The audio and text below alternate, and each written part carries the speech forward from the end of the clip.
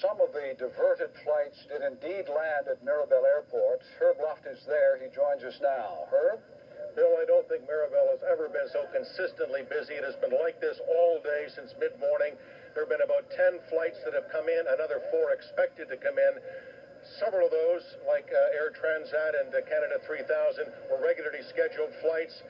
Several of them, though, were going to go to Toronto, were diverted here to Mirabel, and you had a number that were headed for United States cities. You had Northwest, American Airlines, United, Swiss Air, Lufthansa. All of them stopped over here at Mirabel because of the terrorist threat in the United States.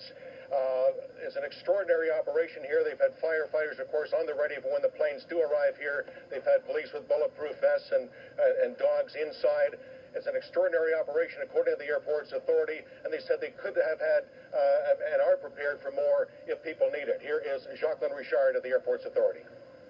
We have the facilities to have them land on our runways and get to the apron for 50 to 70 aircraft. Of course, to get them elsewhere is a different story. We need buses and so on. The aircraft has had many passengers throughout the years, as you know, and we are doing everything we can to support the airlines. Right now, that support is generally in having buses come in here. A lot of them take a long time to come because, of course, buses just weren't at the ready for this kind of a situation today. But people are generally calm about it all. A lot of them have had to wait on some of the airplanes, the U.S. airlines in particular, for several hours, but we haven't been able to talk to them so far. Well, this has to be confusing, even frightening for the passengers. What are they saying about all of this? Well, confusing and frightening are two of the words that people use, Bill. They're surprisingly calm when they come out here because they know, for example, that all of these delays are for a very good reason. It's not because there was a mechanical breakdown. It was a terrorist attack in the United States, and so they understand what's happening.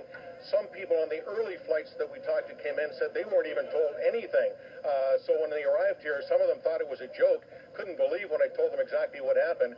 But most of them were told as they were arriving in Montreal or an hour or so before that, look, all the airports are being closed. We're diverting you to Montreal, and it is because of this terrorist attack in the United States. But they are saying they weren't told very much about it, and that was a concern to some of them. Here's a couple of gentlemen I talked to on a Swiss Air flight that was headed from Zurich to Miami. There's nothing you could do. I mean, obviously, we were all just devastated. Just like when President Kennedy got killed, that's how everybody felt. It was just, just destruction. Of course, we couldn't get enough information.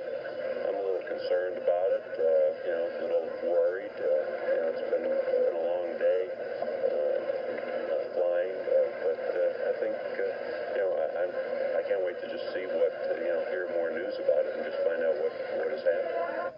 So again, and not be able to get information is one concern. Also, just not knowing where they're going to be going in the next couple of days is another one. The airports to the United States have been closed for 48 hours. They are being put up, the American passengers, in hotels here, and so they'll have to wait that out. Some of the Canadian passengers, those that were diverted here or were headed to Toronto, are mostly now on buses headed to Toronto. They said they've taken all this in stride, though.